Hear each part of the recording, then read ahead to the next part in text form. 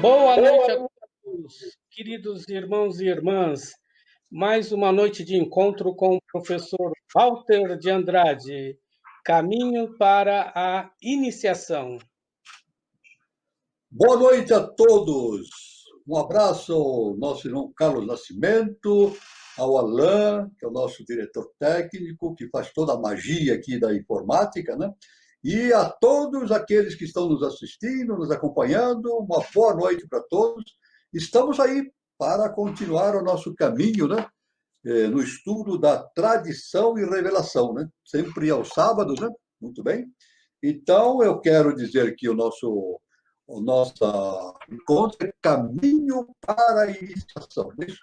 É justamente um preparo, um chamamento, um convite a todos aqueles que quiserem fazer depois da escola iniciática, pode fazer o caminho da iniciação, né?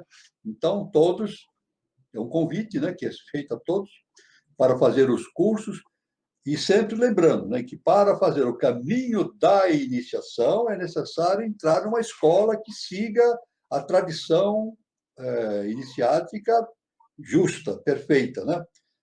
Então é necessário ter cuidado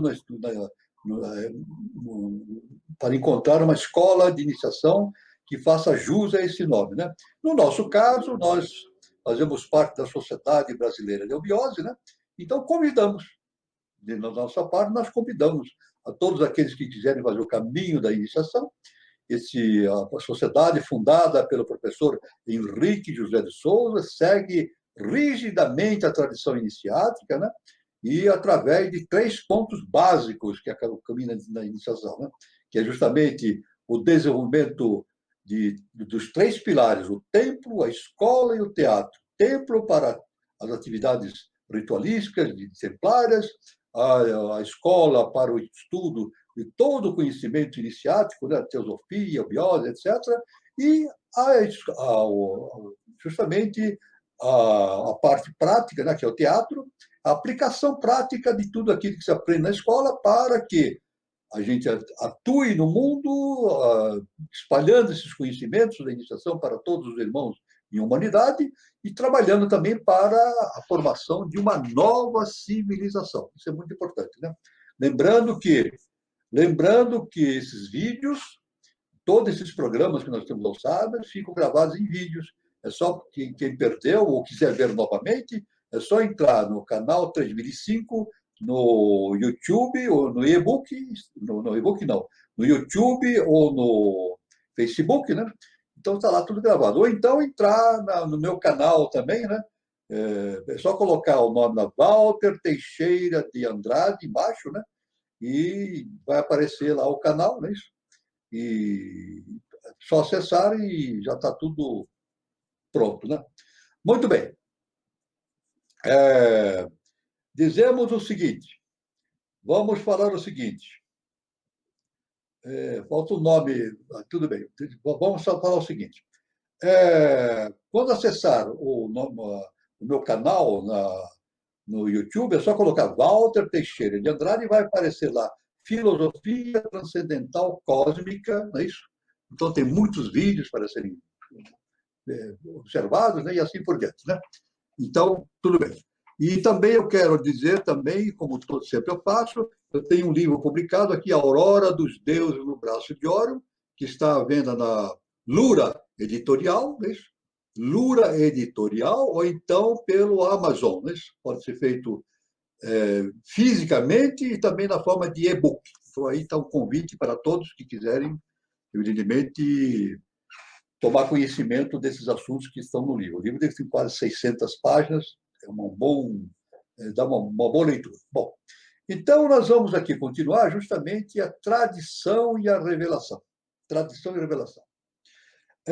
Dizemos que na história do pensamento humano, que é a odisseia do humano titã, o eu que tombou e quer reerguer-se, edificando, apoiado na miraculosa tríade integrada pela mente, o coração e a vontade, que significa a sabedoria, a beleza e a força, a pirâmide de sua evolução, quem não vê plasmada a epopeia do eterno choque, o atormentado peregrino esquecido de sua origem divina?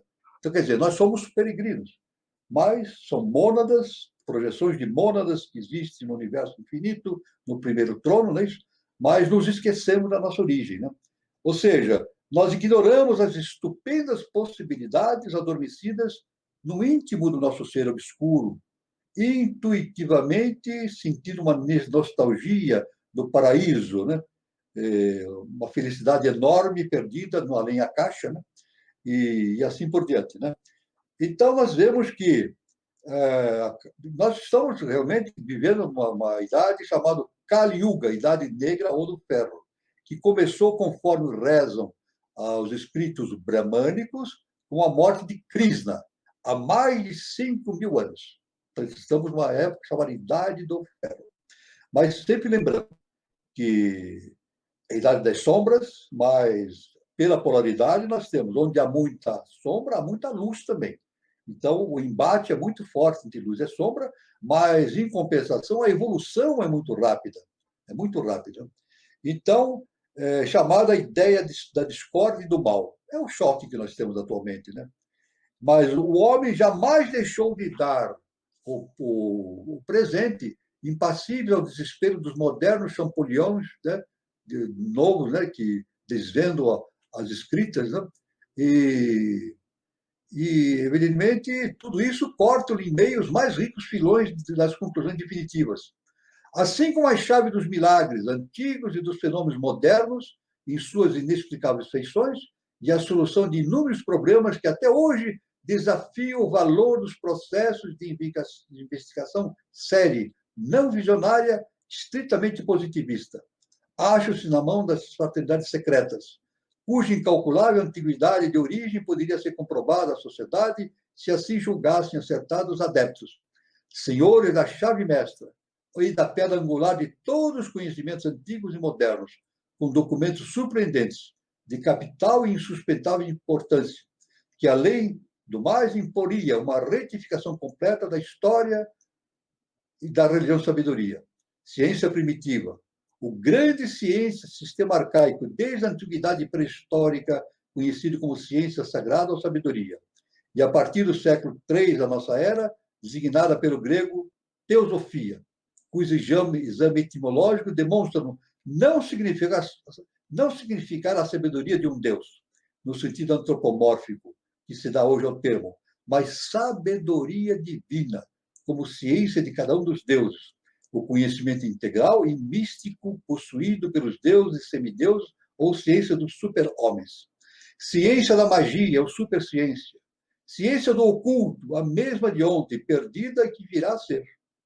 Dada a simétrica regularidade e reciprocidade de todos os fenômenos, entre eles o mais antigo de todos, que é o da evolução.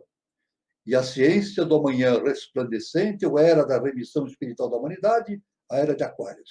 Então, nós estamos vivendo justamente, nós temos a grande fraternidade branca, que tem conhecimentos imensos a serem distribuídos para os homens, e teosofia realmente não significa o conhecimento de Deus, mas significa o conhecimento trazido pelos deuses através de mestres de hierarquia para o conhecimento da humanidade. É um trabalho ativo, né? Ativo, chamado Édipos, né? Os rishis e assim por diante, né? Quando nós, outros filósofos e, portanto, livres pensadores, ao corrente sentido devocional, idolátrico ou fanático que se lhe empresta. Digo, ligare, ou religar, significa unir em língua latina. E religo significa religare, ligar duas vezes.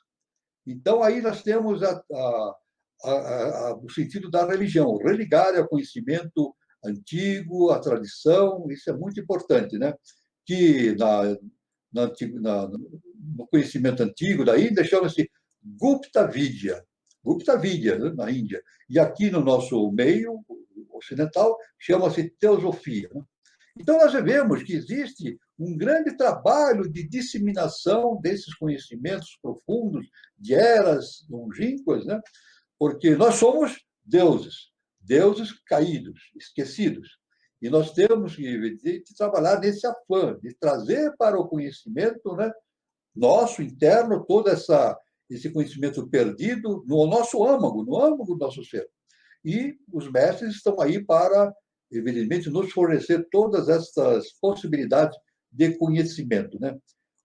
É claro que no nosso afã de harmonista e analogistas, o hermético consiste precisamente em tornar a ligar os fragmentos dessa perdida verdade, reintegrar, é isso, a magia da sabedoria eterna, recompor em sua grande pureza a doutrina arcaica e secreta ou ciência iniciática das idades, que se acha multifracionada e velada sob o adulterado simbolismo de todos os povos.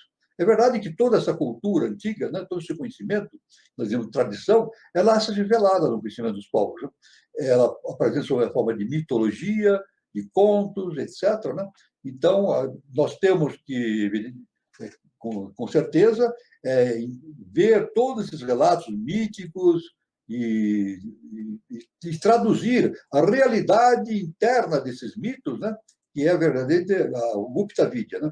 Então, tal como foi antes, uma linguagem universal e oculta.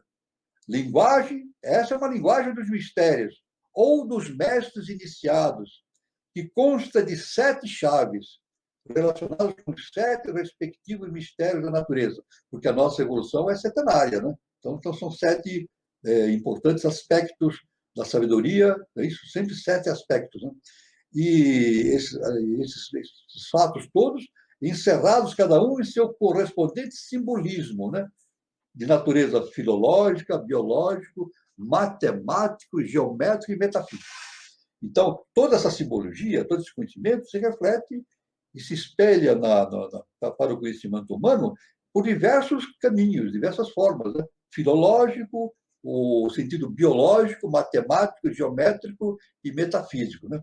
Então, para iniciar, nós vemos que considera, isso é muito importante, esse conhecimento, nessa visão inicial, que existe uma fraternidade branca, uma fraternidade universal, né? Chamada Grande Fraternidade Branca, e a essa fraternidade estão incluídos todos os grandes mestres que nós notadamente conhecemos, os grandes iniciados, etc., e eles todos trabalham para a difusão desses conhecimentos que não estão somente na face da Terra. Na face da Terra, apenas uma projeção dos conhecimentos que estão nos mundos internos. É isso? E, de qualquer forma, toda vez que, por degeneração de uma civilização ou por uma ação nefasta de seres humanos, esses conhecimentos são queimados, são degenerados na face da Terra, permanecem esses conhecimentos nos mundos internos. E esses rishis, esses édipos, como chamamos, né? Ou esses manus, sempre estão trazendo esses conhecimentos para a face da Terra no sentido de produzir a evolução humana. Né? Então, esse é um princípio, isso é algo fundamental para se entender este mecanismo, né, de interação entre nós e a divindade. Né? E sabemos que a Atlântida, a divindade, vivia junto aos homens na face da Terra. É isso, relembrando. E com a queda de Atlântida, houve a interiorização desses deuses, né? Constituindo, evidentemente, os mundos internos, mas nós não ficamos órfãos. Foi instituído pela lei um sistema de manifestação desse conhecimento chamado sistema de Avatara. É isso? Então, nós devemos estar sempre afeitos, sempre ligados a esse processo todo de conhecimento e sempre lembrando, né, que o mais importante de tudo, em todo esse cenário, é a transformação interna. Porque a transformação interna nos dá a possibilidade de elevarmos nosso potencial vibratório e percebermos os ensinamentos que os grandes mestres estão disseminando na face da Terra. Né?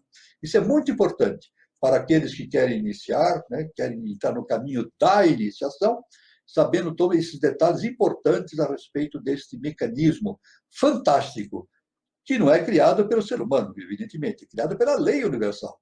E a lei universal mantém isso permanentemente, minuto a minuto, na face da Terra, derramando esses conhecimentos para quem quiser se inteirar desse conhecimento.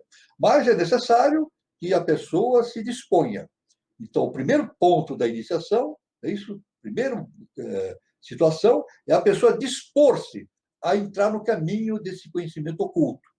É claro que, quando ela se dispõe e entra numa escola iniciática, esse oculto desaparece e ela começa a perceber, a pouco e pouco, todo esse conhecimento fantástico que existe no mundo, à nossa disposição sempre, e que os mestres nos oferecem. O nosso irmão Carlos Nascimento poderia fazer algumas observações também nesse início de encontro, né? Se quiser fazer algumas observações, por favor, por obséquio. Então, o professor Walter já colocou a trajetória, né, da humanidade nesse ciclo todo, né? O homem, a partir do momento que ele se preocupa mais com o poder, né, ele se distancia das coisas de Deus, né?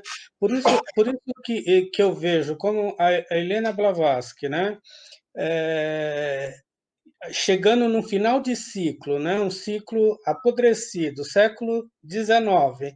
Então, ela traz toda essa sabedoria, né, o Gupta Vidya, né, que nada mais é do que a ciência de Deus. Se o homem não está equilibrado entre poder material e espiritual, ele se distancia das coisas de Deus. E, na verdade, o poder do homem na Terra é através da ciência divina, através da ciência de Deus. E a Helena Blavatsky traz toda essa revelação, né? Que, como a gente está no final de ciclo, a gente precisa de toda essa tradição para iniciar um ciclo novo. Como dizia o nosso mestre JHS, a gente está no final de ciclo e no início de uma nova alvorada, né? De um novo ciclo, né? Então, Perfeito. então, o interessante é isso, né? A Helena Blavatsky surge nesse final de ciclo, né? Quando ela traz, né, toda essa tradição do Oriente para o Ocidente, e a gente vê que a ponte disso é a Europa, e a Europa, no século XIX, estava em colapso, né, professor Walter? Então, a Exatamente. Europa estava em colapso, mas tudo isso tinha que passar pela Europa para chegar na América, né? Porque Exatamente. porque essa alvorada que o nosso mestre JHS diz, toda essa alvorada de um novo ciclo, ele vai acontecer aqui nas Américas, né? Então, Perfeito. então nesse final de ciclo, né, surge Helena Blavatsky trazendo toda essa tradição da ciência de Deus, né? Para o Ocidente, tá? E a gente observa que tem uma tríade aí, né? Helena Blavatsky, Mário Rosso de Luna, né? Que teve contato com o nosso mestre Henrique José de Souza, e a própria Helena Blavatsky, né? Eu acho que é no livro que ela tem, acho que é Doutrina Secreta, ela faz uma menção de que vem um ser, né, depois, que tudo indica que é nosso mestre JHS, trazer todo esse conhecimento, né, já trazendo que essa nova alvorada para a América, né? Então, a gente vê uma tríade aí de final do ciclo, Helena Blavatsky, Mário Russo de Luna e Henrique José de Souza, e para esse novo ciclo de Aquário. Mas a gente também observa, né, professor Walter, que no final do século XIX tinha um panorama de Europa em colapso por causa de capitalismo selvagem, por causa do início de um socialismo que, na verdade, não cumpriu o seu papel de desenvolvimento social, porque acabou criando um conflito entre classes sociais e tudo mais, instaurando guerra civil. Aí, no século XX, a gente vê a guerra civil, né, que dá uma nova política para a Europa, e isso traz o que no século XX? Um grande desenvolvimento para os Estados Unidos, né? Então, a missão que a Blavatsky nos anuncia, né, era uma missão que ia acontecer no hemisfério norte, lá nos Estados Unidos. E tudo isso não dá certo, a gente entra ainda no século XXI, tudo embolado, né, professor Walter de Andrade? É exatamente. Isso, como o nosso irmão falou, é verdade. No século XX, nós tivemos algo muito importante no processo evolutivo, né, no Ocidente, né, porque o nosso mestre, o professor Henrique de Souza, diz que o momento é do Ocidente. É isso? O que Isso. aconteceu no Oriente já passou. Agora, não se perde as coisas do Oriente, esses conhecimentos do Oriente são transferidos para o Ocidente, Europa e depois para as Américas. É isso? Porque é um processo cíclico. É um processo cíclico natural da evolução humana que os nossos irmãos vão saber quando entrarem no processo iniciático da biose, chamado itinerário de Ió, né? Ou de Ísis, ou da Mãe Divina, do segundo trono, né? Itinerário de Ió.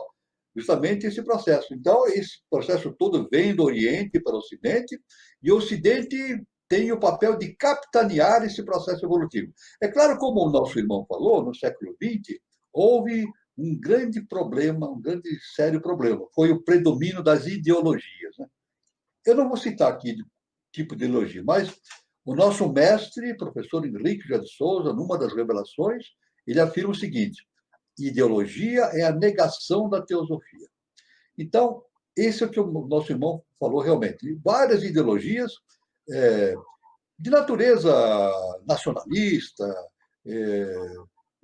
ou também financeira, etc., etc., né? A gente pode citar um monte. Mas a ideologia realmente não leva a nada. E isso caracterizou muito o nosso século XX. Isso. Por quê? Porque a ideologia ela satisfaz grupos de interesses, pequenos ou grandes, mas não satisfaz o interesse da população em geral do planeta. É isso. Agora, pelo contrário, numa atitude superior à ideologia está o exercício da ideia. Aí sim. Então, o que nós temos agora, no princípio do século XXI, pelo terceiro milênio, caminhando para uma nova civilização, é justamente a substituição dos pensamentos que vêm através da ideologia pelo pensamento das ideias, o predomínio das ideias. A ideologia satisfaz grupos, pessoas, numa determinada época, numa determinada situação, etc. A ideia é universal. Ela é válida aqui, em outro planeta, em outra galáxia, etc. Assim, o próprio princípio, né, do princípio grego clássico, né, conhecimento, Platão, Aristóteles, dão uma importância muito grande à ideia. Né? E justamente, como nosso irmão falou, Helena Petrovna Blavatsky, ela trouxe esse conhecimento fantástico. É isso? Não ela, como ela diz, né? Ela mesma diz, não fui eu que trouxe, mas foi veículo, é uma mestra, mas foi veículo de todo esse conhecimento fantástico, irrigando todo o conhecimento ocidental dessa coisa fabulosa chamada teosofia. Né? E é claro que depois da teosofia, por derivação, originou, por decorrência, a Sociedade Brasileira de Eubiose. Né? Mas a Sociedade Brasileira de Biose vem com o intuito de justamente colocar todo esse conhecimento na prática. É isso? Então, nosso próprio mestre, o nosso grande mestre, o professor Henrique de Souza, ele diz que eubiose é teosofia posta em prática. E como o nosso irmão falou, realmente, na doutrina secreta, logo no início, existe uma menção de que um outro ser viria no século XX, depois para conduzir a humanidade através de um conhecimento rumo a um novo despertar de consciência humana e de nova civilização. Então, isso é muito importante. É o que nós estamos falando. Esses conhecimentos todos estão depositados nos mundos internos e são trazidos para a face da Terra pelos mestres, não é isso? Pelos mestres. A HPB fez isso, não é isso? E isso continua. É claro que agora, no despontar do terceiro milênio, nós temos que superar essas limitações das ideologias e passar a agir no mundo das ideias. É muito importante. Então, isso aí fundamenta todo um processo de transformação interna. O nosso mestre aqui, no pequeno oráculo, né, que eu tenho na mão, ele diz o seguinte, olha que interessante, o processo de evolução é longo. O estudante de ocultismo não deve sentir urgência na sua própria salvação. Pense ele no dever que assumiu perante a lei e ser digno dela. O resto virá com ou sem urgência, mas virá. É claro que nós falamos em nova civilização, no futuro, né? E nós sabemos que o próprio nome do canal, o canal 3005, indica o que o nosso mestre falou, que em 3005 a humanidade atingirá um estágio de evolução fantástico. Né? Mas, o seguinte, O que acontecerá em 2005 será decorrente do que estamos fazendo hoje. Isso é importante, né? Então, o trabalho atual é muito importante para semear possibilidades da evolução da humanidade, né? E o nosso mestre, então, continuando aqui com o pequeno oráculo, ele diz o seguinte: nenhum homem nasceu sem ter em seu seio a luz divina. O fácio com que mais hoje e mais amanhã procurará iluminar o caminho a outros que tenham ficado para trás. Então, isso é muito importante, esse processo de evolução, é isso que nós estamos justamente analisando, focando justamente a tradição e a revelação, é isso? E vendo que o importante momento em que nós vivemos, né? Falamos que vivemos uma idade, a Kali Yuga, a idade do ferro, é realmente uma idade muito dura de se viver, muito dura de se viver. Mas, por outro lado, viver no mundo da Idade do Ferro nos possibilita um avanço muito rápido, não é isso? Porque os embates são muito grandes, né? Nós percebemos isso no mundo, né? Os embates são muito grandes, dia a dia esses embates entre as forças das sombras, entre as forças da luz, estão sempre essas duas forças estão sempre se entrechocando, não é isso? E, aliás, o nosso mestre, no livro O Verdadeiro Caminho da Iniciação, ele dá o nome desse choque como um grande choque. Isso também está realmente acontecendo. Então, cabe o quê? Aqueles que estão no caminho da iniciação, justamente seguir aquele preceito que o mestre nos dá. Luta pelo dever. Não se preocupar nem com o bem e com o mal. Não isso simplesmente. Não isso simplesmente, mas lutar pelo dever. Lutar, e o dever o que é? Qual é o dever? É justamente trabalhar pela obra do Eterno na face da terra, lançando sementes e assim por diante. Isso é muito importante pelo trabalho de uma elite espiritual que deverá orientar a condução da humanidade nesse sentido. Apenas eu quero complementar aqui, antes de passar a palavra novamente para o nosso irmão Carlos, Amônio Sacas, que foi um grande mestre, um grande ser, né? E seus discípulos, os neoplatônicos, fundadores do sistema teosófico eclético, foram os primeiros a lançar o termo teosofia. Por analogistas, eram ainda designados em virtude de seu método para interpretar as legendas sagradas, as tradições esotéricas, as narrativas da teogonia, mitos e mistérios, métodos baseados numa regra ou princípio de analogia ou correspondência. Ou seja, tudo que se conhece da grande escola eclética deve-se a Plotino, também, um grande ser também. Orígenes e Longino, discípulos diretos de Amônio. Saca? Seus conhecimentos, seu amplo discernimento filosófico foram adquiridos com os Mahatmas de Bactriana e da Índia. Vem da antiguidade pré-histórica, que é uma síntese grande de todos os conhecimentos que nos são possibilitados na face do planeta. A religião da natureza e do espírito. Em suma, a sublime teosofia das idades que palpita como imperecível germe no organismo incompleto das religiões, no fundo histórico de todas as mitologias. É isso. O nosso irmão falou de Mário Rosso de Luna. Eu só quero fazer um comentário antes de passar a palavra para ele. Mário Rosso de Luna, ele era realmente um admirador profundo de Helena Petrovna Blavatsky. E ele nos diz que Helena Blavatsky era uma rebelde, mas uma rebeldia no sentido iniciático. Né? Tanto que ele se cognominou, ou se denominou Helena Blavatsky como uma divina rebelde. Então, somente focando esse caso, esse aspecto do Mário Rosso de Luna, com essa denominação que ele dá para Blavatsky, dizendo que o processo de iniciação é uma rebeldia, porque justamente uma rebeldia contra as ideias circulantes. É isso? Nós temos ideologias circulantes. E essas ideologias realmente são escravizantes. As ideologias escravizam o indivíduo. Agora é necessário ter uma rebeldia, a rebeldia teosófica e eubiótica para se libertar desses conhecimentos profanos que aprisionam o homem em direção de uma liberdade pessoal, interna, né? Uma liberdade. O livre-arbítrio. Justamente o exercício pleno do livre-arbítrio. O exercício pleno do livre-arbítrio é um ato de rebeldia. Sempre lembrando que Deus, a divindade, quando nos trouxe a possibilidade do livre-arbítrio para a Terra, ele trouxe a possibilidade. Mas já dissemos isso, e isso é estudado na teosofia, na eubiose, a grande maioria da humanidade não usa o livre-arbítrio, não usa o livre-arbítrio, ele sempre fica seguindo a cabeça dos outros. Então, no processo iniciático, não. O nosso mestre diz, somente os rebeldes se salvam.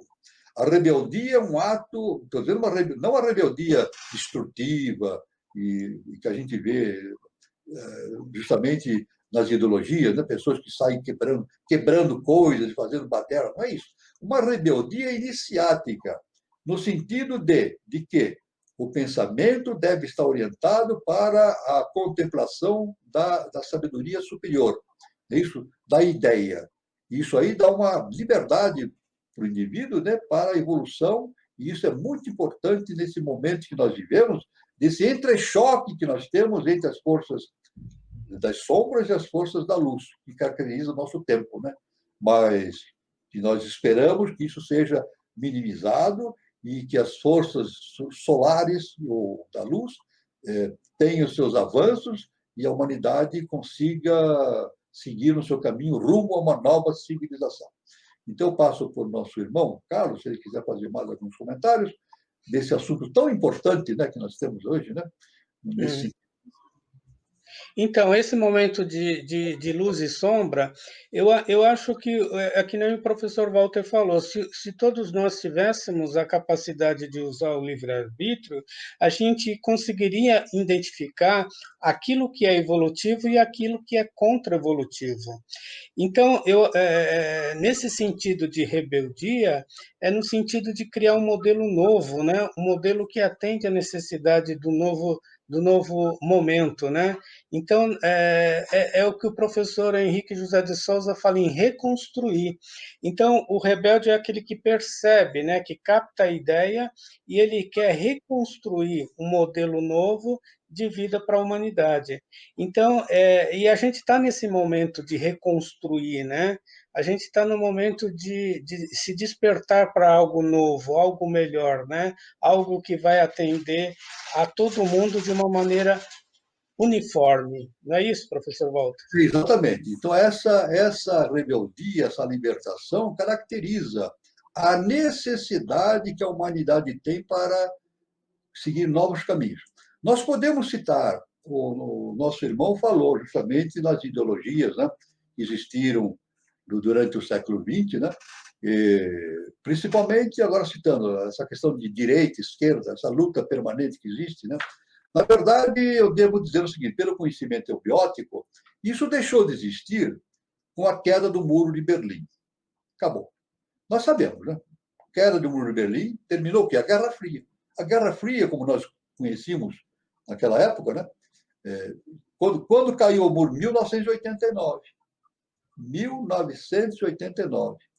Justamente 200 anos depois da queda da Bastilha. A queda da Bastilha. Veja só, 200 anos, veja como é interessante, né? 200 anos depois da queda da Bastilha, houve a queda do Muro de Berlim. É como se dissesse, ponto final. Então, a humanidade tem que seguir um outro caminho. Não mais ficar preocupado com o bem e com o mal, mas sim com o dever. Não é verdade? Então, nós vemos que, continuando esse entendimento iniciado a respeito da situação do mundo, né? Nós tivemos no século XX um embate grande entre esquerda e direita. Hoje isso não tem significado nenhum. Não tem significado nenhum. Porque nós vemos, na verdade, muita gente que se diz de esquerda e faz o jogo da direita. E muita gente que se diz de esquerda faz o jogo de direita e faz o jogo da esquerda. Então, na verdade, são interesses que estão. Isso aí não tem mais sentido. O sentido realmente tem a criação de uma nova sociedade que tenha por base a justiça social, o reconhecimento dos valores internos de cada um, não é verdade? E isso é uma transformação enorme que o mundo tem que passar. No mundo, aliás, nesse momento que nós estamos passando, muitas coisas estão sendo reveladas. na verdade, esse momento que não é por acaso, nada acontece por acaso, esse momento dramático que nós estamos passando está revelando muitas coisas, como se a lei dissesse, tá bem? Precisa modificar isso, aquilo. E eu creio que depois que esse processo passar, e vai passar, nós temos uma possibilidade, ou várias possibilidades, de uma transformação da humanidade. Esse trânsito das influências, mudança das bases de sustentação de várias atividades econômicas e sociais, etc., né? Valorização de coisas que não são valorizadas atualmente, né? Então, realmente, isso é muito importante nesse sentido de conhecimento do mundo moderno, né? É claro que nós temos um caminho muito grande para ser seguido, né? Mas é importante esse entendimento, sabendo que é necessário a transformação interna. Na verdade, nós não podemos dizer que o mundo vai se transformar sem a transformação interna do ser humano. É necessário a transformação interna de cada um. E justamente passa pelo autoconhecimento. E esse autoconhecimento é gerado, é disponibilizado, é ativado justamente pelas escolas de iniciação. É por isso que nós estamos aqui no nosso encontro, né? Caminho para a Iniciação. Justamente tem um intuito, objetivo de sugerir, isso, que as pessoas entrem pelo caminho da iniciação para ajudar esse processo evolutivo da humanidade, que é o projeto universal, o projeto do eterno na face da Terra, né? Então, agora, só quero dizer que no seio de cada... Nós temos os mitos e as lendas, né? Os mitos e as lendas permeiam toda a nossa história, estão sempre presentes na origem das civilizações, etc. No seio de cada mito ou lenda de um povo, persiste uma verdade científica esquecida, herdada do período antecedente da cultura. É isso? Desta sorte traz, citando a Cabala, os textos védicos, os livros herméticos, os poemas imortais, que nós vemos grandes autores, né? Filhos dessa ou daquela época, as lendas que se perpetuam e inspiram o gênio poético de todas as raças, desde o Mahabharata hindu e o Popol Vuh Kishi, não é isso? Até a Bíblia dos Hebreus e toda a mitologia greco-romana. Veja só que importante. Existe oculta, repassada nessa alquimia ideológica ou de ideia ideográfica do símbolo, uma verdade científica, ora cosmogônica, ora antropológica, verdade que somente a teosofia consegue mostrar de modo convincente, segundo seus princípios metafísicos, seu método oriental mágico analógico, seu sistema de comparação e penetração, além da forma da letra no terreno da filologia, da mitologia, da cosmologia e assim por diante. Então, é muito importante todos esses conhecimentos que vão se espelhando na face da Terra, como nós falamos, né? Os textos védicos, da Cabala e outros conhecimentos, né? Eles fazem parte de um conhecimento que vem dos mundos internos para que a gente consiga ter elementos suficientes para o nosso projeto evolutivo, né? Todavia, as vozes intuídas têm repercutido no Ocidente. Essas vozes maravilhosas dos mestres condutores da humanidade têm repercutido no Ocidente, contrariando as sentenças dos doutos que dão à mitologia um sentido essencialmente fictício, inócuo, não reconhecido nenhum fundamento histórico científico. Existe, principalmente no mundo da ciência acadêmica, um desprezo pelo mito, né?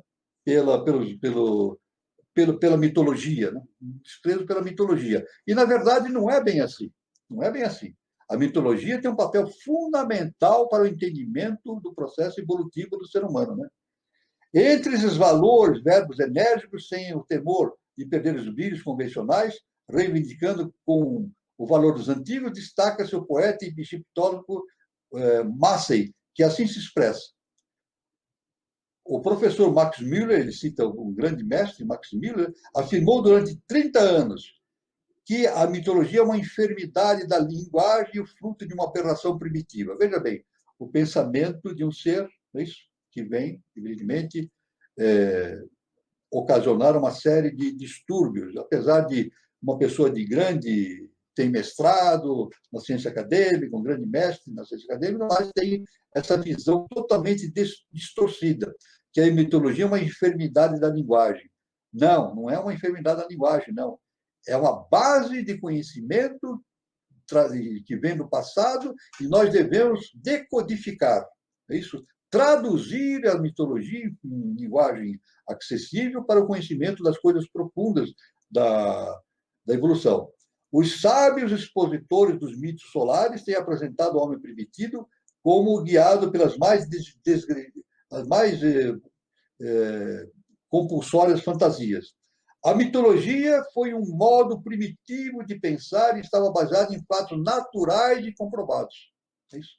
Nela, nada se vê de irracional, na mitologia, nem de insano, quando considerada a luz da evolução. Então, isso, no sistema iniciático, a gente dá valor à mitologia. É claro que a mitologia está velado, né, por véus maiávicos, mas ela tem que ser entendida de maneira profunda. Né? É o repositório da mais alta ciência, né? E o dia em que se torne corretamente interpretada, matará quantas falsidades que têm dado origem a erros de forma inconsciente. Isso. É claro que insano é tomá-la por história da humana ou revelação divina degradada, embora haja história na maior parte das alegorias e mitos da Índia e sobre os quais se esconde sucessos reais. Então, é muito importante essa visão justamente da mitologia. Né? Isso aí, é claro que nós devemos dar bastante importância a essa questão da mitologia, porque ela é a base do entendimento da evolução, do entendimento da evolução das civilizações, das raças, etc. Né? Então, nós temos na mitologia no Antigo Egito, na Grécia, né, em Roma, etc. Isso faz parte do conhecimento iniciático. E, necessariamente, no terceiro milênio, a mitologia deverá ser considerada de forma bastante responsável e deverá ser estudada nas universidades. Isso vai ser uma revolução. É isso. A ciência não aceita isso atualmente, né? Mas a mitologia deverá se tornar a estudar esses fatos mitológicos nas universidades, porque a base do conhecimento iniciático está ali presente. Né? Então, aí o nosso irmão, se quiser fazer algum comentário a respeito desses fatos, né, que eu estou falando. Então, a mitologia ela tem muito conhecimento velado, que nem o professor diz. E eu acredito que isso é o que serviu para ela estar viva até hoje, né? E a nossa irmã, professor Walter de Andrade, Carol Borges, ela coloca alguns comentários que eu acho muito importante a gente estar comentando também, né? O senhor que fala sempre escola, teatro e templo, né? Ela fala que iniciação é o autoconhecimento e sem isso não é possível fazer a mudança em nós mesmos, né? E nem na sociedade, é o que a gente sempre fala, né? A iniciação a gente aprende, como se, a gente tem que aprender numa escola, né? E escola, teatro e templo. E a realização de todo esse conhecimento na sociedade, a gente coloca como sendo a parte templária, a parte do templo, né? E todo esse conhecimento, ela também coloca que a academia é a mente concreta. Todo conhecimento a gente trabalha na mente concreta, né? E a mitologia vai muito além de tudo isso, né? É uma concepção, é a concepção de tudo isso, né? É a concepção desse conhecimento. E a mitologia é isso mesmo, trabalha símbolos, né? E eu acho que é isso que torna tudo isso interessante, né? E instigante, desvelar toda essa simbologia através da mitologia. Exatamente. Então, todos O que os é que o senhor povos. acha de todos esses comentários da Carol Borges? Excelente, excelente. Gostei muito, excelente. Muito bom. Tem que desvelar esse conhecimento todo. E a gente sabe que essa mitologia se presente em todos os povos. Não é só num povo, só todos os povos que nós conhecemos, né? A história, tudo, né? Então, nós podemos citar aqui, inclusive nos povos da América Central, aqui na América do Sul, do Norte, né? Como os quichuas, toltecas, yumas, apaches, e etc., astecas, etc. A tradução dos seus símbolos nos oferece uma crônica empolgante das imigrações, problema até o presente, em muitos aspectos, insolucionado pela ciência positiva. as guerras de raça, os cataclismos sofridos pelos referidos povos, etc, etc. Então, o mito traz um conhecimento fantástico da evolução humana de forma velada, e é justamente nós temos que desvelar esse conhecimento, não negar. Claro que não. É isso. Então, nós podemos até nos referir às famosas narrativas do rei Arthur, não é isso? Entra na questão da mitologia, né? E seus cavaleiros da tábua redonda, coisa fantástica, né? Apreciadas apenas no colorido da letra, é isso? E classificados apenas pelos menos informados como meros contos de fadas, e não é verdade. Todavia, estão assentadas em fatos que integram a história da Inglaterra. Estão lá, né?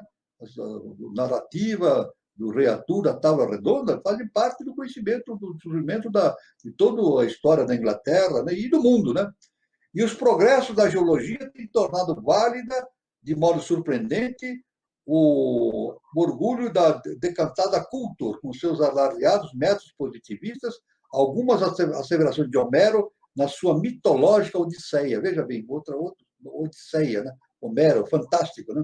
Durante séculos admitidos como alucinações poéticas sem sentido, né? Isso foi admitido muitos séculos, né? No âmago dos sistemas filosóficos, fulgura, numa dimensão velada aos olhos das almas jovens, ou que não têm intuição suficientemente desenvolvida, sob a veste fantasiosa da lente existente no mito, no símbolo final. Então, para as almas que não atingiram um conhecimento profundo do sentido da realidade das coisas, o mito parece como uma lenda, uma fantasia, algo inexpressivo, e que não é verdade, né? Então, esse Christos iluminados, esse cavaleiro do sol, acesso do amor que responde aos clamores do silêncio das dores mais humildes. Isso. Cavaleiros do cisne, da branca magia, portadores da chama dos supremos e titânicos místicos, científicos e artistas. Estamos citando fatos importantes dentro da mitologia, não? O prodigioso sem nome, de procedência ignota, sempre invocada pela alma aflita dos povos sob os céus das crises extremadas.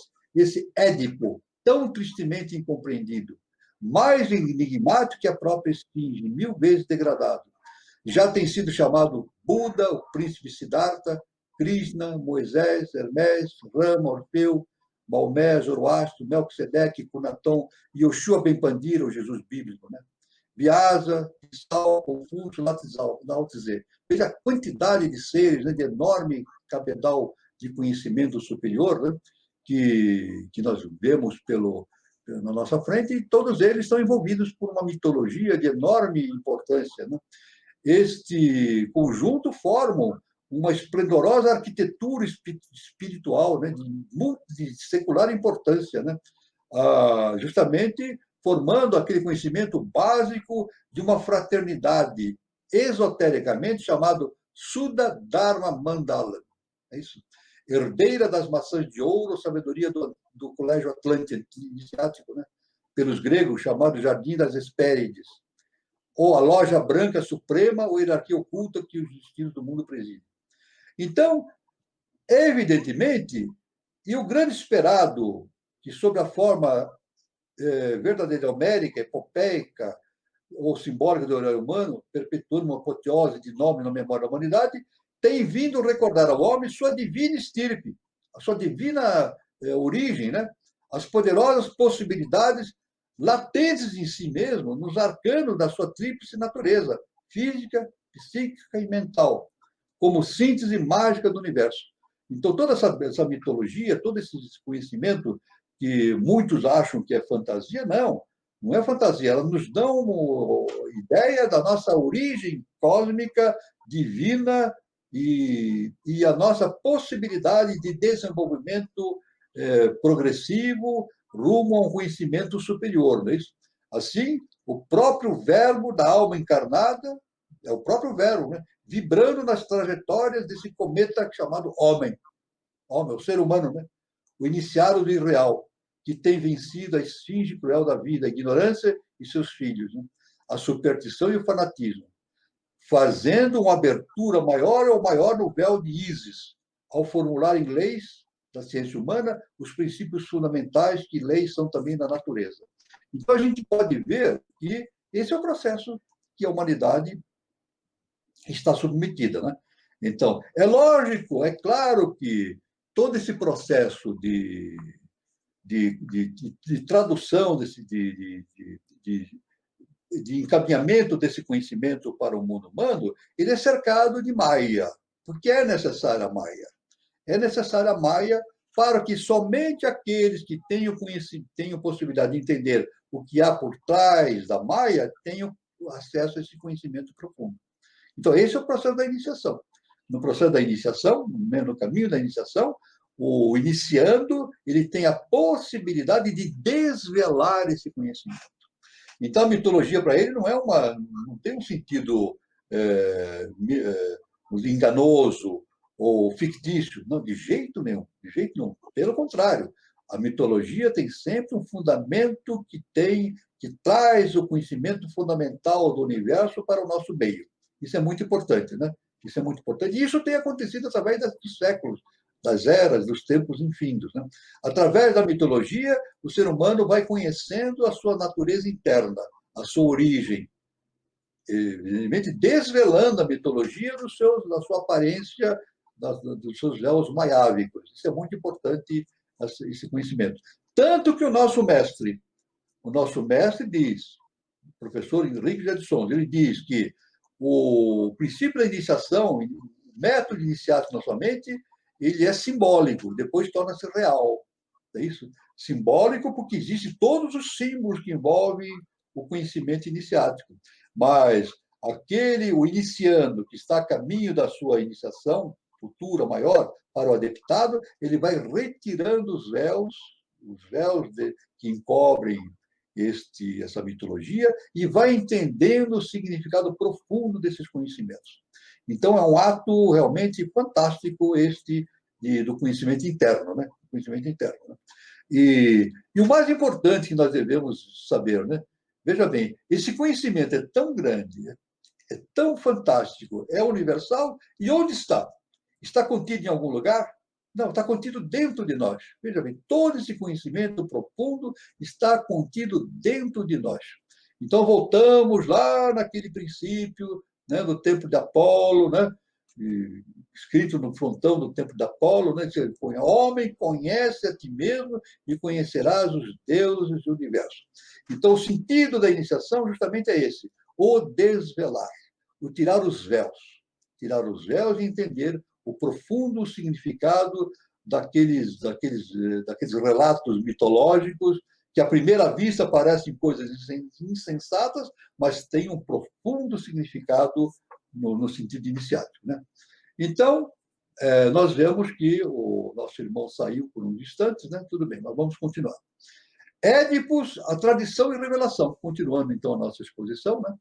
Édipos foram outrora os imortais iniciados na mística ciência transcendental, os renascidos de Ísis, toda poderosa e que foi e será, os gloriosos filhos espirituais dos celebrados mistérios, dois mistérios profundamente vividos no ádito dos tempos de Tebas, Mênfis, Alexandria, Luxor, Ur, Líbano, Damasco, Heliópolis, Saís, veja a quantidade de cidades, de lugares que tinham esses conhecimentos iniciáticos todos expostos, né?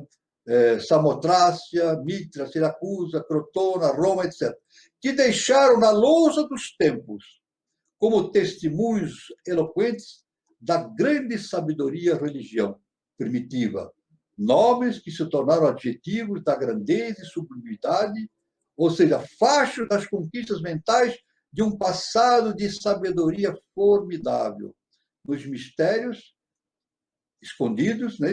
O próprio gênio escondido, evidentemente, no seu arcabouço maiávico, né?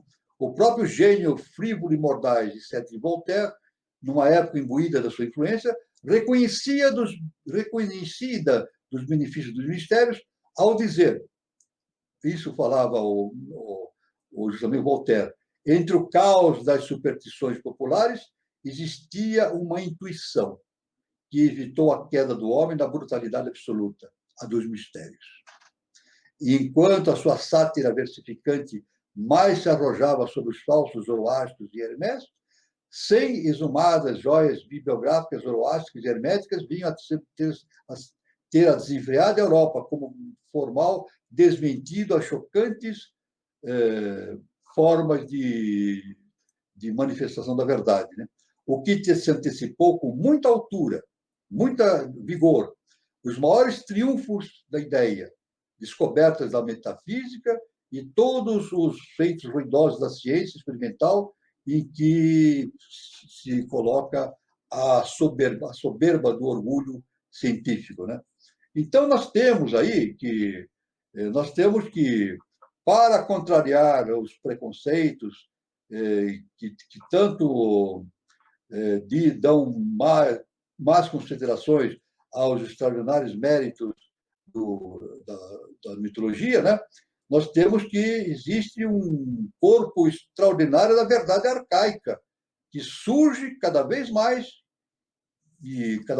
exposta para o mundo presente atual. Né? Então, lenta, mas seguramente, restaurados vão sendo os valores culturais e espirituais dos antigos. Demonstrada e comprovada a realidade do que tem sido admitido durante longos períodos. Isso? Longos períodos. Apenas como uma fração da complacência de possuir dos luminares da ciência oficial. Quanto mais sucedem-se os processos da arqueologia e da filosofia, tanto mais deprimentes são os golpes sobre as negativas, o orgulho humano e evidentemente, o orgulho humano que nega todos esses conhecimentos, né, dessas grandes novidades e descobertas. Diz Mário Rosso de Luna, veja só o que Mário Rosso de Luna afirma. Tudo quanto hoje descobre a ciência está expresso na linguagem poética e filosófica oriental dos Vedas, Brahmanas e Puranas, como se vão encarregando de demonstrar os sankrististas previamente informados pelos ensinamentos arcaicos contidos na teosofia. Então, Mário Rosso de Luna afirma isso aí. Evidentemente que tudo quanto se sabe hoje na ciência objetiva, né, acadêmica, já foi revelado pela teosofia. Então, a questão agora de fazer essa união, da mitologia, né? Já tinha sido revelado pela mitologia. Então, quanto mais a ciência for evoluída, no seu destino evoluído, mais esse conhecimento de que a teosofia é importante se tornará evidente. É claro que a ciência deverá um dia enveredar pelos caminhos da iniciação, indiscutivelmente. Os grandes cientistas, para continuarem fazendo grandes descobertas na direção do conhecimento universal, eles deverão fazer o que? A sua transformação interna. Isso é muito importante. Essa transformação interna é muito importante. Sem essa transformação, não há possibilidade de...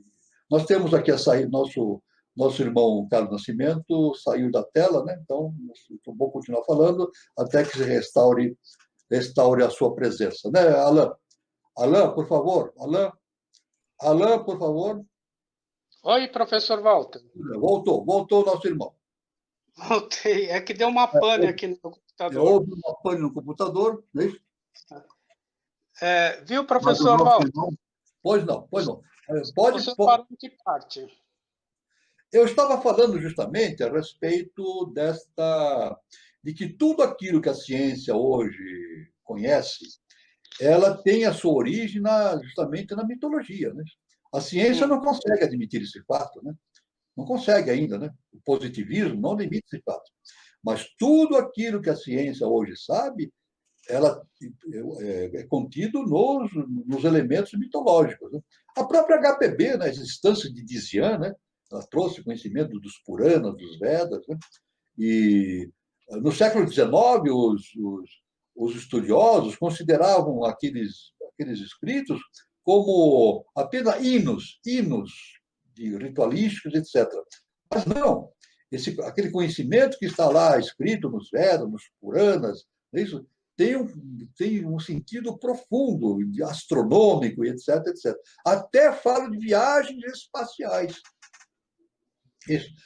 Falam de viagens pessoais. Nós temos aqui um autor, né, o Paulo Albernaz, dentro da Sociedade Brasileira de Biobiose, né, que ele escreveu uma série de livros, A Grande Maiá, e então ele me falou também, conversando com ele, que esses conhecimentos, ele fez essa apuração, né, esses conhecimentos todos da existência de viagens espaciais em tempos muito longínquos já estavam descritos nos Vedas, de maneira, claro que em forma de hinos, de maneira velada, mas lá estava declarado, né? Estava exposto lá. Então, nós devemos que, a propósito da identidade entre as divindades de Stonehenge, né? Todos conhecem, né?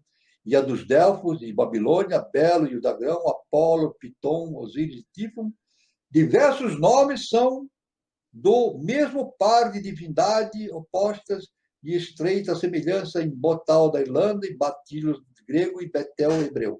Não é isso? Então, em Isis sem véu, olha só, Isis sem véu, uma grande obra de Blavatsky, né? Justamente ela se refere, né? O que é Isis? Segundo trono. Isis significa o segundo trono, né? Uma quinta coisa. E sem véu, sem a Maia. Nós devemos entender o segundo trono sem a Maia. Mas para isso nós devemos fazer a nossa própria iluminação interna. Isis sem véu, né? Ela fez uma seguinte declaração, a ministra Helena Petrovna Blavatsky. Ela disse: os irmãos Champollion foram os primeiros orientalistas europeus que, tomando pela mão os estudantes de arqueologia, os conduziram às silenciosas criptas que lhes demonstraram que a civilização não teve seu berço no Ocidente, pois, embora sejam desconhecidas as origens do Egito pela investigação histórica, já foram estudadas suas leis e costumes, reconstruídas suas cidades e catalogados seus reis e deuses.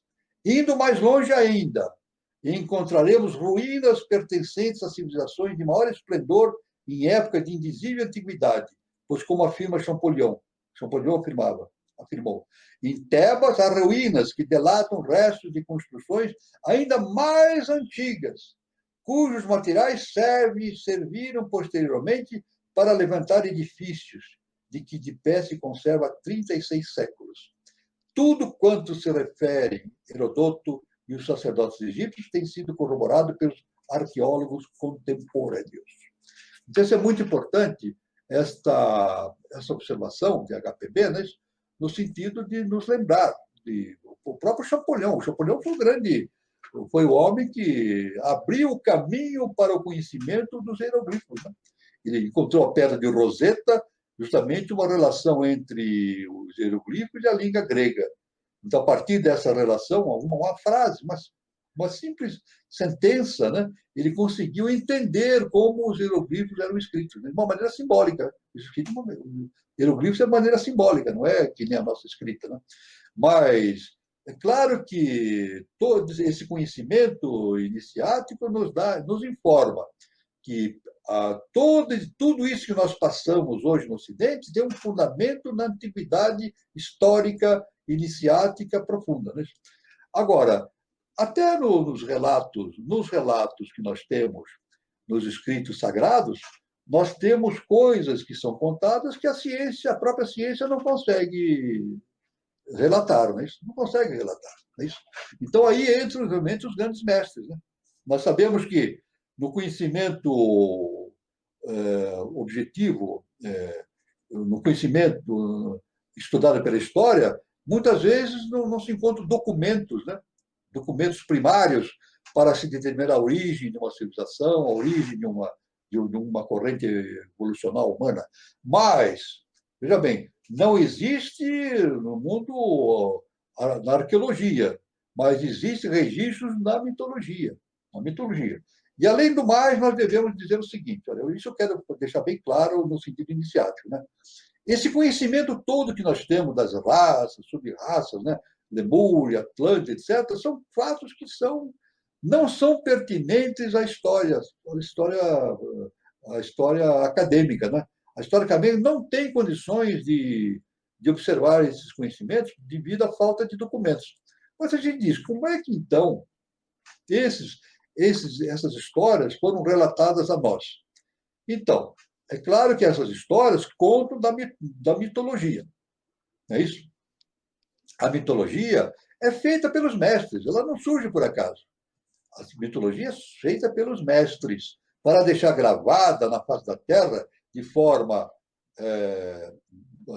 ilusória, de forma maiábica, aquilo que aconteceu. Então, cabe aos homens desvendar essa forma maiábica e entender a mitologia. Mas o que eu quero dizer, de onde vêm esses conhecimentos sobre Atlântida, sobre Lemúria, etc., né? Se não existem documentos? A ciência nem pode imaginar a existência de Lemúria e Atlântida, porque não existem documentos, nem fatos arqueológicos, né? Sítios arqueológicos a ser estudados. É claro que isso é entre os mestres. Né? Os mestres trazem esses conhecimentos de fontes superiores, não é isso? Justamente do Akasha. Está tudo registrado numa caixa. Então, os mestres trazem esse conhecimento do Akasha e vão nos ensinando do tempo passado da humanidade, da Lemúria, de Atlântida, etc. É por isso que nós é dito que a teosofia não é o conhecimento dos deuses, simplesmente. É o conhecimento trazido pelos mestres, o conhecimento dos deuses trazidos para a face da Terra pelos grandes mestres. Então, nós temos todos esses fatos importantes. Né? Todo esse conhecimento que nós temos da origem, né, da nossa humanidade, e fundamentado na Lemúria, na Atlântida, é relatado pelos grandes mestres, pelas leituras que eles fazem numa caixa. É isso, porque lá está tudo registrado. Está tudo registrado. Agora, é claro que, na face da Terra, como não é possível deixar isso por escrito de forma objetiva, não é isso? Então, os próprios mestres criam a mitologia. Criam a mitologia para deixar isso gravado na mente humana. Eu vou até fazer um comentário bastante importante. A gente fala de mitologia, o conhecimento do surgimento das raças, etc. Mas os mestres também fazem, eles produzem contos que a gente chama contos de fadas, é isso? Para deixar gravado na mente humana esses conhecimentos transcendentais. Então, a gente vê Branca de Neve e os Sete Anões, a Bela Adormecida, né? Isso, o Pinóquio e assim por diante. A gente pode citar, né? Pode citar uma série de contos de fadas. Né? A gente pode dizer, são historinhas para criança, são coisas imaginárias, etc. Não, não são fruto da imaginação. São fruto do trabalho dos mestres, é isso?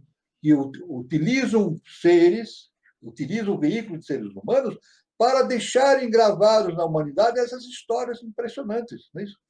Por exemplo, a Bela Adormecida, estou falando de mito, de conto, de fadas, né? A Bela Adormecida nos traz a história do renascimento da alma humana. O que é a Bela Adormecida? É a nossa alma. A nossa alma é a Bela Adormecida. E o príncipe encantado é a tríade superior. Então, num determinado momento, o príncipe encantado vem, beija a alma que é a Bela Adormecida acorda dos seus 100 anos que esteve adormecida e casa-se com o príncipe encantado. Veja só que interessante. Através da fábula, a alma se casa com a tríade superior e vive, na historinha da Bela Adormecida, diz que os dois se casaram, a Bela Adormecida e o príncipe viveram felizes para sempre. Então, é claro que quando a personalidade se harmoniza com a tríade superior, ela vive, há um casamento alquímico, porque o universo todo, o fundamento do universo é alquímico, é um casamento para toda a eternidade.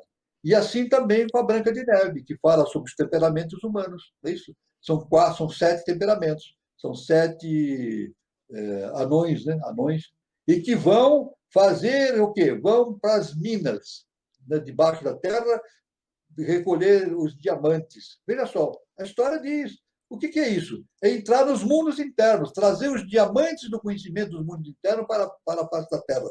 Então, todas essas historinhas que dito para a criança, não é para a criança, é para a humanidade. É isso que, no processo iniciático, a gente precisa entender que nada acontece por acaso. E também podemos até incluir Jesus com as suas parábolas. Né? São historinhas para criança, mas não. São historinhas que ele contava, historinha modo de falar, né? Mas tem conhecimentos profundos a respeito do destino da humanidade, do processo evolutivo e da natureza humana. Nosso irmão Carlos Nascimento, se quiser fazer algum comentário, por favor.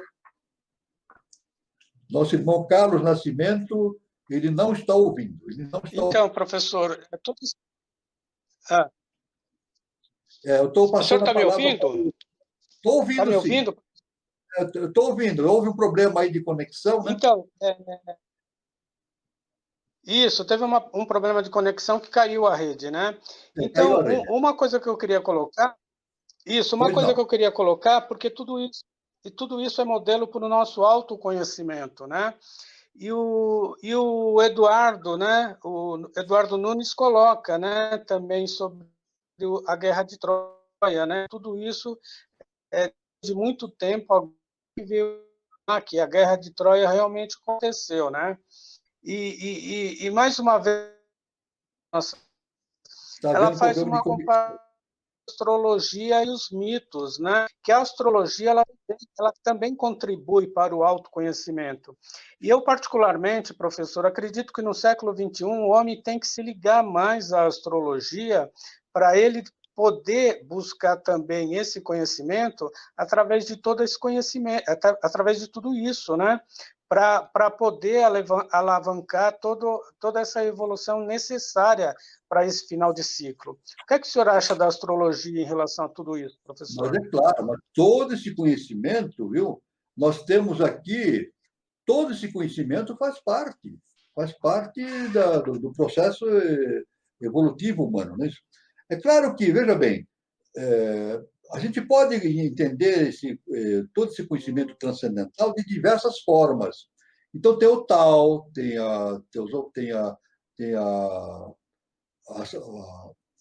justamente essa parte do estudo dos astros, né?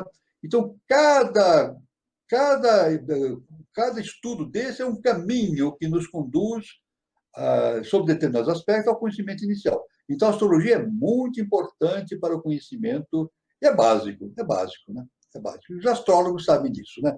Que é básico para o conhecimento da evolução da humanidade, a evolução do ser humano e assim por diante. Isso é muito importante. É isso? E um autor na sua tradição das. Pois não, meu irmão, quer falar alguma coisa, irmão? Irmão Carlos, quer falar alguma coisa? Ele não está. Eu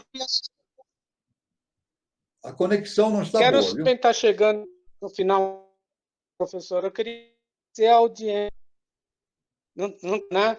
Eu queria agradecer a participação de todos os irmãos aqui do Brasil inteiro, né? De norte a sul, Sim, e o pessoal sim. de fora, né? Do mundo inteiro.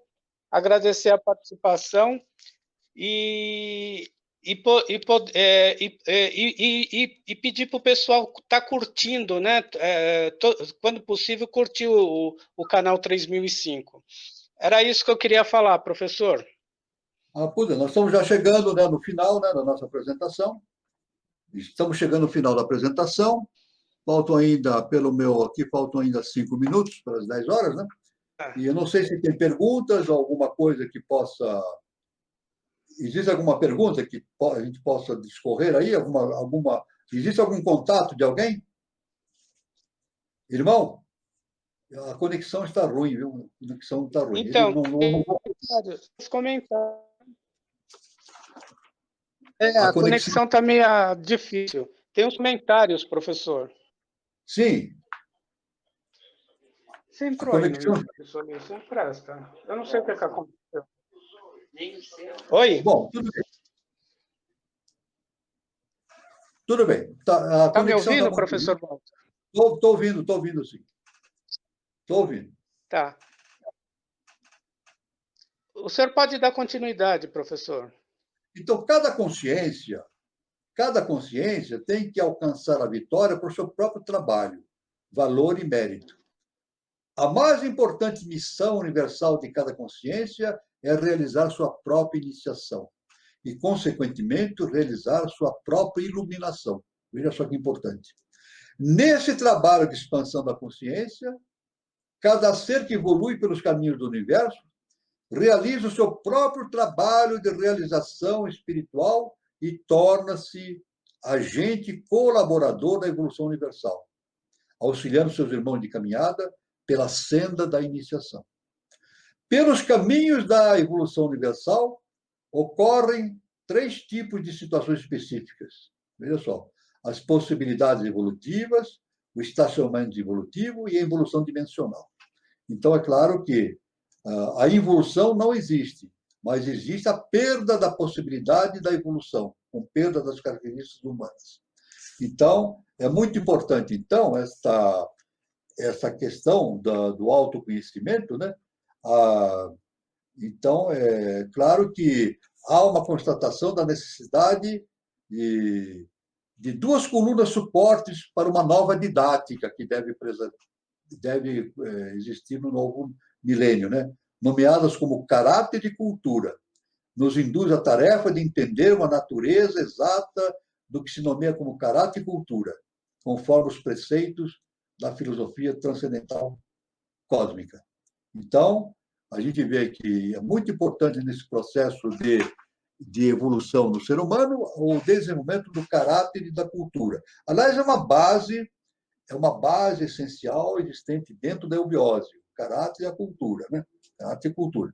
O caráter, é claro, que se desenvolve através da educação, E a cultura é dada pelo sistema escolar, né?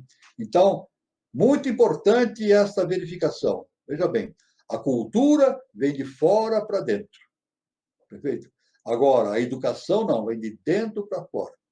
Então, é muito importante nesse processo da iniciação, da evolução do ser humano, entender que a educação deve ser dada pela família, pelo pai, pela mãe, pelos avós. Porque é na natureza intrínseca das coisas que a educação seja dada pela família. Não pela escola comum. Não, isso não deve fazer parte. A escola comum deve dar cultura e a família deve dar educação. Simplesmente por um fato muito importante, já no processo iniciático, porque a família é projeção da família cósmica na face da Terra. É isso? Nós temos no cosmos o primeiro trono, o segundo trono, o terceiro trono. O primeiro trono é o pai, o segundo trono é a mãe, o terceiro trono é o filho. Justamente a família, o que é? É o pai, a mãe e o filho. Então, tudo que acontece no plano humano se resume na família. Nós podemos estudar tudo: civilizações, transformações, raças, sub-raças, etc., né? Mas a base está contida na família. Então, esse é um chamamento para o terceiro milênio, a reconstrução, inclusive, da família. É isso? Desse laço familiar existente de pais, mães, filhos, avós, para a constituição de um exemplo. Aliás, isso sempre foi sempre ensinado através dos tempos, né? Tanto na antiga Grécia, no Oriente, em Roma, principalmente, no Egito, a importância da família. E mais importante, veja bem, olha só que eu vou falar uma coisa muito importante para ir encerrando o nosso conhecimento, nossa conversa de hoje. Por exemplo, a eubiose, dirigida pelo nosso grande professor Henrique José de Souza, que já não está entre nós, mas está nos mundos superiores, né? É dito o seguinte, que nós constituímos uma família espiritual, na verdade. No momento que o indivíduo, o ser humano, entra no caminho da iniciação, ele é aceito, chega um determinado momento que ele é aceito pelo mestre como seu filho espiritual. Então, ele faz parte da família do mestre. Veja a importância da família em todo esse processo de desenvolvimento do ser humano. Isso é muito importante, esse entendimento, para encerrar as nossas conversas de hoje, né, que já está no momento de encerramento. Eu passo, então, para o nosso irmão Carlos Nascimento para o encerramento do nosso encontro de hoje. Carlos Nascimento já está conectado? Não, ele não está conectado, ele não está ouvindo. Já, professor. Isso, estamos encerrando, então. Isso. Professor, tem um comentário aqui do Eduardo Sim. Nunes, que ele fala que tem um energético igual estão na Inglaterra. Não dá para entender nada. O senhor sabe? Não estou entendendo nada. Ô, irmão, não entendi nada. Está muito ruim a conexão, viu? Sabe? A conexão está horrível. Tá ruim? É que o Eduardo o Edu fez um comentário que no Amapá também tem um centro de energético que nem em Stonehenge lá na Ah, sim, Inglaterra. pois, tudo bem. Ótimo, é uma informação importante, que nem Stonehenge na Inglaterra, né? Tudo bem. Tá. Isso.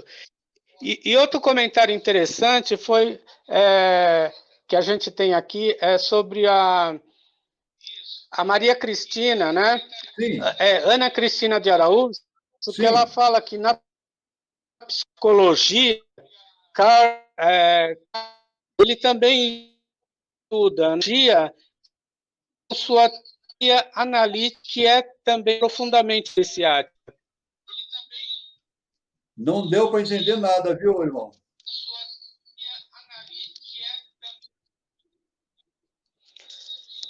Não, ela fala que Carl Jung ele usa isso também nos seus estudos, né, sobre a mitologia, que é profundamente iniciático. Não, exatamente. Não, Carl Gustav Jung realmente é um estudioso fantástico, fantástico. Né? Aliás, ele mesmo, falando de astrologia, ele mesmo declara que a astrologia tem bases profundas, bases profundas. Né? Ele constatou isso pessoalmente, as bases iniciáticas da astrologia, né? E dos temperamentos, etc. Né? E também ele diz uma coisa muito importante, ele fala sobre, num dos livros importantes, num livro dele, eu tenho até uma palestra sobre isso, né? Chamado Dilema do Autoconhecimento, né? Uma palestra que todos podem ver no YouTube, né? Dilema do Autoconhecimento, em que o Gustavo Jung, Carl Gustav Jung, diz que chega um momento em que a pessoa se depara diante de um portal iniciático. O portal aparece e ela tem a possibilidade de entrar ou não. Então ela vai escolher. E o Jung fala isso. Se ele entra, ele expande a sua consciência. Se ele não entra, não passa pelo portal, ele vai adiar justamente esse processo. Né? Então ele diz, se o indivíduo não realiza aquilo na sua consciência superior, ele vai ter que repetir aquilo na sua consciência humana objetiva, indiscutivelmente. Então, realmente, Carl Gustav Jung, aliás, eu devo dizer que ele é classificado dentro da hipnose como um adepto. Não um adepto real, um adepto virtual. Já falamos nisso. Adepto virtual, mas um grande ser de enorme conhecimento e que deu uma visão fantástica para a psicologia, né? A psicologia analítica dele, junguiana, né? Uma coisa fantástica. Muito boa observação da nossa irmã. Parabéns. Parabéns à nossa irmã que fez essa preciosidade de observação muito pertinente, do Carl Gustav Jung. Pois não, irmão? Vamos encerrar, então?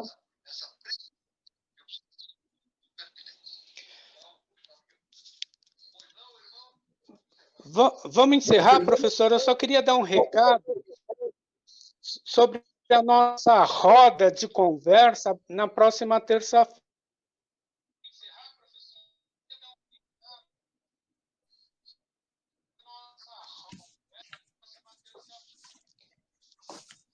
Que vai ser sobre tecnologia nas escolas, com Alexandre Yuri.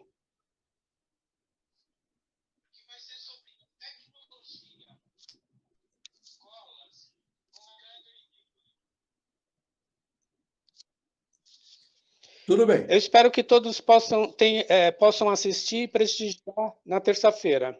O recado era esse, professor. Eu quero agradecer a todos pela participação. E como eu sempre falo, digo para todos, luz, paz e amor para todos. Até o próximo encontro.